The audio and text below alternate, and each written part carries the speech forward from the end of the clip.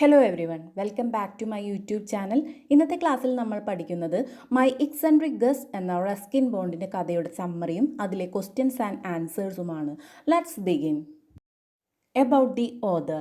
Ruskin Bond, a famous writer, was born on May 19, 1934 in Kasoli, Himachal Pradesh, India.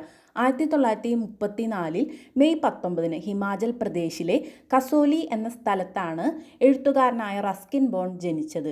അദ്ദേഹം ഇപ്പോഴും അവിടെ തന്നെയാണ് താമസിക്കുന്നത്. His parents were Edith Clarke and Aubrey Alexander Bond. ഇന്ത്യയിൽ ജോലി സംബന്ധമായി വന്ന Edith Clarke and Aubrey Alexander ബോണ്ടുമാണ് അദ്ദേഹത്തിൻ്റെ മാതാപിതാക്കൾ. He is renowned for his stories set in the hills and mountains of India, particularly focusing on the areas of Himachal Pradesh and Uttarakhand. ഇന്ത്യയിലെ കുന്നുകളും പർവ്വതങ്ങളും, പ്രത്യേകിച്ച് ഹിമാചൽ പ്രദേശിലെയും ഉത്തരാഖണ്ഡിലെയും സ്ഥലങ്ങളെ കേന്ദ്രീകരിച്ചുള്ള കഥകൾ വളരെ പ്രശസ്തമാണ്. Ruskin Bond authored more than 100 works, including novels, essays and short story collections. 100-ലധികം കൃതികൾ അദ്ദേഹം എഴുതിയിട്ടുണ്ട്. അതിൽ നോവൽസ്, എസ്സേയ്സ്, ഷോർട്ട് സ്റ്റോറി എന്നിവ ഉൾപ്പെടുന്നു. Among his most well-known books are The Blue Umbrella, A Flight of Pigeons, A Handful of Nuts and The Room on the Roof. The Blue Umbrella, A Flight of Pigeons, A Handful of Nuts, The Room on the Roof എന്നിവ അദ്ദേഹത്തിൻ്റെ പ്രശസ്ത കൃതികളാണ്. He is well known for his stories about nature and the hills. പ്രകൃതിയെയും കുന്നുകളെയും കുറിച്ചുള്ള കഥകൾക്ക് അദ്ദേഹം പ്രശസ്തനാണ്. He grew up in the mountains and his stories often have mountains, trees and animals in them. അദ്ദേഹം പർവ്വതങ്ങളും കുന്നുകളും എല്ലാം ഉള്ള സ്ഥലത്ത് വളർന്ന കാരണം അദ്ദേഹത്തിൻ്റെ കഥകളിൽ പലപ്പോഴും മലകളും മരങ്ങളും മൃഗങ്ങളും നമുക്ക് കാണാൻ സാധിക്കും. Ruskin bond has been writing for A long time. വളരെ കാലമായി എഴുതി തുടങ്ങിയ വ്യക്തിയാണ് Ruskin bond. He started writing when he was young. അദ്ദേഹം വളരെ ചെറുപ്പത്തിൽ തന്നെ എഴുതി തുടങ്ങി. He writes in a way that is easy to understand. സാധാരണക്കാർക്ക് വായിച്ചാൽ മനസ്സിലാകുന്ന തരത്തിലാണ് അദ്ദേഹത്തിൻ്റെ രചനകളെല്ലാം തന്നെ. Many people, both young and old, enjoy reading his book. ചെറുപ്പക്കാരും പ്രായമായവരും തുടങ്ങി നിരവധി ആളുകൾ അദ്ദേഹത്തിൻ്റെ പുസ്തകങ്ങൾ വായിക്കുന്നു. He has won many awards, including Padma Shri in 1999 and Padma Bhushan in 2014 from the Indian government. അദ്ദേഹത്തിന് ഒരുപാട് അവാർഡ്സ് കിട്ടിയിട്ടുണ്ട്. ഇന്ത്യൻ ഗവൺമെൻറ്റിൻ്റെ പത്മശ്രീ 1999-ലും 2014 പത്മഭൂഷണും അദ്ദേഹത്തിന് ലഭിച്ചു. He still lives and rights in the hills of India. അദ്ദേഹം ഇപ്പോഴും ഇന്ത്യയിലെ കുന്നുകളിൽ ജീവിക്കുകയും എഴുതുകയും ചെയ്യുന്നു. ഇത്രയുമാണ് എഴുത്തുകാരനെ കുറിച്ചുള്ള വിവരണം. ഇനി നമുക്ക് ഈ ചാപ്റ്ററിൻ്റെ സമ്മറി നോക്കാം. ഇത് 2023 പരീക്ഷയ്ക്ക് ചോദിച്ച ഒരു ചോദ്യമാണ്. My Eccentric Guest by Ruskin Bond is an interesting account of some insects, birds and other wild creatures that stray into his cottage. Ruskin ബോണ്ടിൻ്റെ മൈ ഇക്സെൻട്രിക് ഗസ്റ്റ് എന്ന കഥ തൻ്റെ വീട്ടിലേക്ക് എത്തിയ പ്രാണികളെയും പക്ഷികളെയും മറ്റ് വന്യജീവികളെയും കുറിച്ചുള്ള രസകരമായ വിവരണമാണ്. These little creatures provided a small but much needed and desired company to the writer in his acute loneliness in the Himalayan valley. Himalayan താഴ്വരയിലെ അദ്ദേഹത്തിൻ്റെ ഏകാന്ത ജീവിതത്തിൽ ഈ ചെറിയ ജീവികൾ അദ്ദേഹത്തിൻ്റെ വീട്ടിൽ അതിഥികളായി എത്തുന്നത് അദ്ദേഹത്തിന് വളരെയധികം സന്തോഷമുളവാക്കുന്ന കാര്യമായിരുന്നു.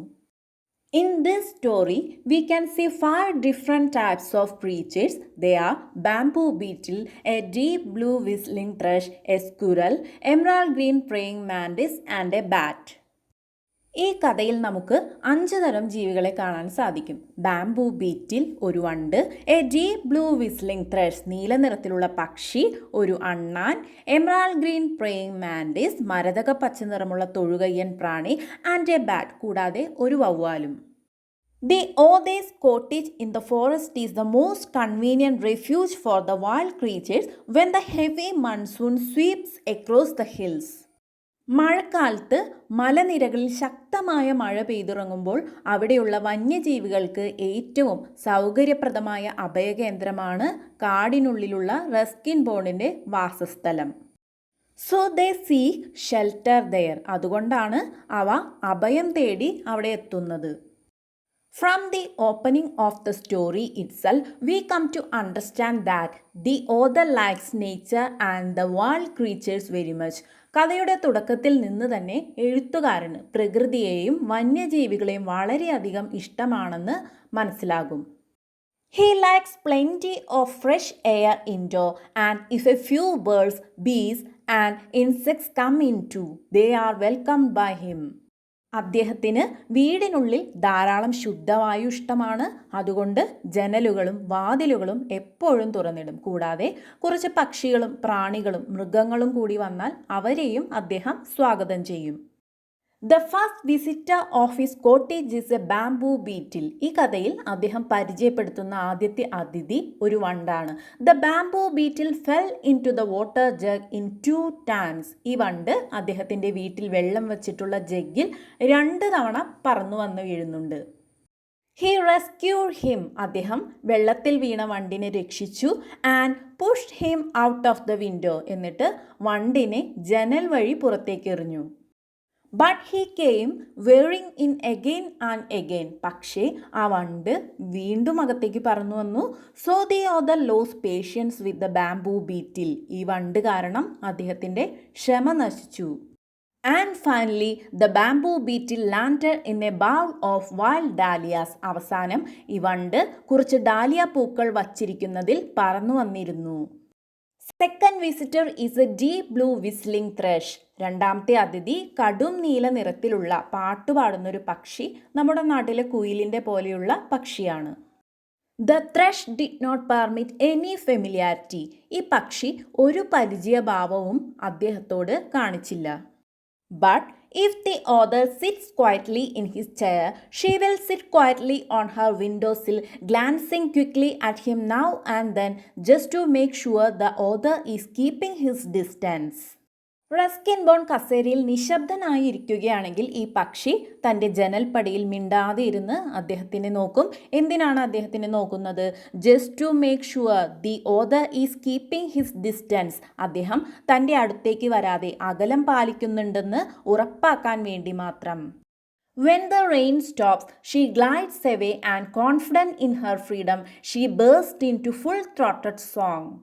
മഴ അവസാനിക്കുമ്പോൾ ഈ പക്ഷി അവിടെ നിന്ന് പറന്നു പോകും.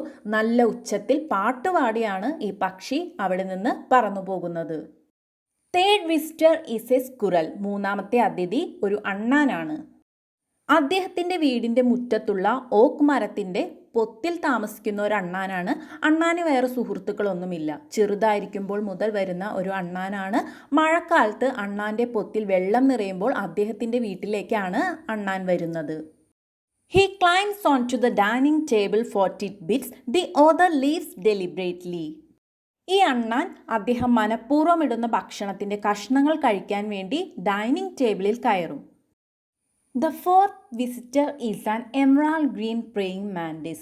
നാലാമത്തെ അതിഥി മരതക പച്ച നിറത്തിലുള്ള ഒരു തൊഴുകയ്യൻ പ്രാണിയാണ്. When the author was seated to write a long deferred article, he was startled to see an emerald green praying mantis sitting on his writing pad. വളരെ കാലമായി അദ്ദേഹം എഴുതാതെ മാറ്റിവെച്ച ഒരു ലേഖനം എഴുതാനിരിക്കുമ്പോൾ തൻ്റെ റൈറ്റിംഗ് പാഡിൽ ഒരു മരതക പച്ച തൊഴുകയ്യൻ പ്രാണി വന്നിരിക്കുന്നത് അദ്ദേഹത്തിൻ്റെ ശ്രദ്ധയിൽപ്പെട്ടു. Later, he found him examining the bindings of Whitman's Leaves of Grass. പിന്നീട് ഈ ജീവി ലീവ്സ് ഓഫ് ഗ്രാസ് എന്ന വിറ്റ്മാൻ്റെ പുസ്തകത്തിൽ കയറിയിരിക്കുന്നത് അദ്ദേഹം കണ്ടു. The author fetched his praying mantis and placed him on the jasmine bush opposite his fellow insect.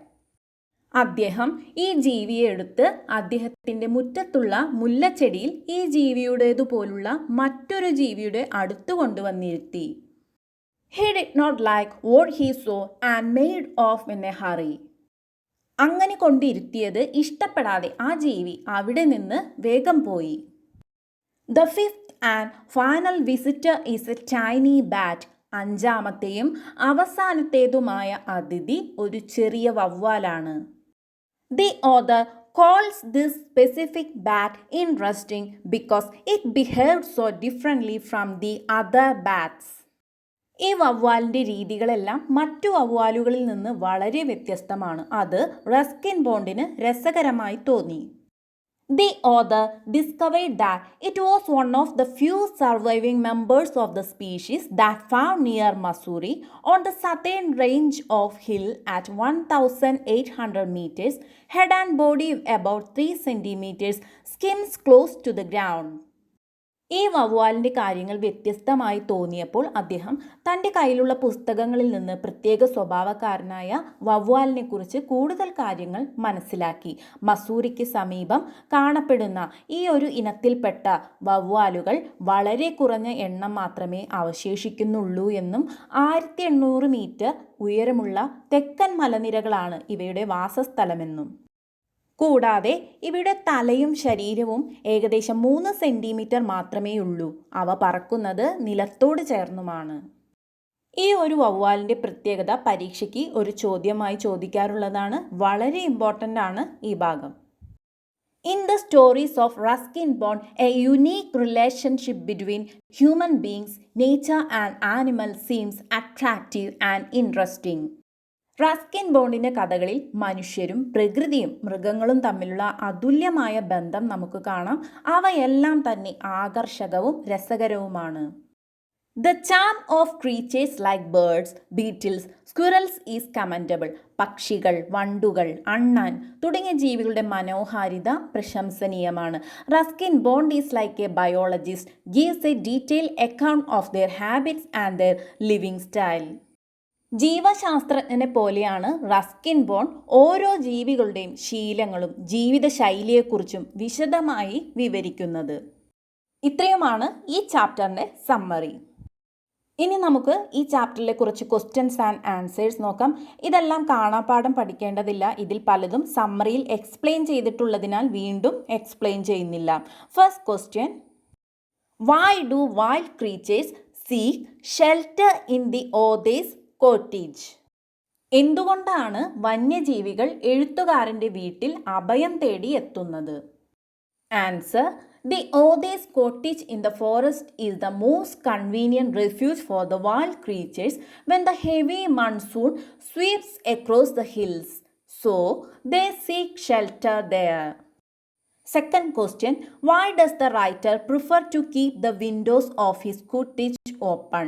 എന്തുകൊണ്ടാണ് എഴുത്തുകാരൻ തൻ്റെ വീടിൻ്റെ ജനാലകൾ തുറന്നിടാൻ ഇഷ്ടപ്പെടുന്നത്? Answer, the writer prefers to keep the windows of his cottage open because he welcomes a few birds, bees and insects to come into the room when they are troubled by the heavy monsoon rain in the hills. Moreover, he likes plenty of fresh air outdoors. Next question, I fished him out once more and offered him the freedom of the night. What does the author mean by the word fished? Fished എന്ന വാക്കുകൊണ്ട് എന്താണ് എഴുത്തുകാരൻ ഉദ്ദേശിക്കുന്നത്? Fished എന്ന് നമ്മൾ കേൾക്കുമ്പോൾ നമ്മുടെ മനസ്സിലേക്ക് ആദ്യം ഓടിയെത്തുന്നത് എന്താണ്? മീൻ പിടിക്കുക എന്നാണ്. പക്ഷേ ഫിഷ് എന്ന വാക്കുകൊണ്ട് അതുമാത്രമല്ല വേറെയും അർത്ഥമുണ്ട്. ജഗ്ഗിലെ വെള്ളത്തിൽ വീണ വണ്ടിനെ പൊക്കിയെടുക്കുന്നതിനെയാണ് ഇവിടെ ഫിഷ്ഡ് ഔട്ട് എന്ന വാക്കുകൊണ്ട് എഴുത്തുകാരൻ ഉദ്ദേശിക്കുന്നത്. 2 തവണ ജഗ്ഗിലെ വെള്ളത്തിൽ വീണ വണ്ടിനെ അദ്ദേഹം ജനൽ വഴി രാത്രിയുടെ സ്വാതന്ത്ര്യത്തിലേക്ക് വിടുന്നത് നമുക്ക് കാണാം. ആൻസർ ഇതാണ്. The word fish means caught in a net. Here it means rescued by taking it outside from the jug somehow. Fourth question, how does the author describe the thrush that visits him? തന്നെ സന്ദർശിക്കാൻ വരുന്ന പക്ഷിയെ എങ്ങനെയാണ് എഴുത്തുകാരൻ വിവരിക്കുന്നത്? The author noticed that the thrush was hopping about on long dainty legs and it was too nervous to sing. She perches on the windowsill looking out at rain. Sometimes she glances at the author and she glides away when the rain stops. Next question, I like it this way. What does Bond mean by this? എനിക്ക് ഇങ്ങനെയാണ് അല്ലെങ്കിൽ ഇതാണ് ഇഷ്ടം എന്നതുകൊണ്ട് എന്താണ് Ruskin bond ഉദ്ദേശിക്കുന്നത്? Answer, Bond mentions about leaving tidbits on the dining table deliberately for the squirrel to eat. തൻ്റെ വീട്ടിലെ സന്ദർശകനായ അണ്ണാന് അദ്ദേഹം ഭക്ഷണത്തിൻ്റെ ചെറിയ കഷ്ണങ്ങൾ മനഃപൂർവ്വം ഡൈനിങ് ടേബിളിൽ ഇടാറുണ്ട്. He is not looking for pets. അദ്ദേഹത്തിന് വളർത്തുമൃഗങ്ങളെയല്ല ആവശ്യം. He considered all these creatures are simply his guest. അദ്ദേഹം തൻ്റെ വീട്ടിൽ വരുന്ന ജീവികളെയെല്ലാം അദ്ദേഹം അതിഥികളായാണ് കാണുന്നത്. Next question.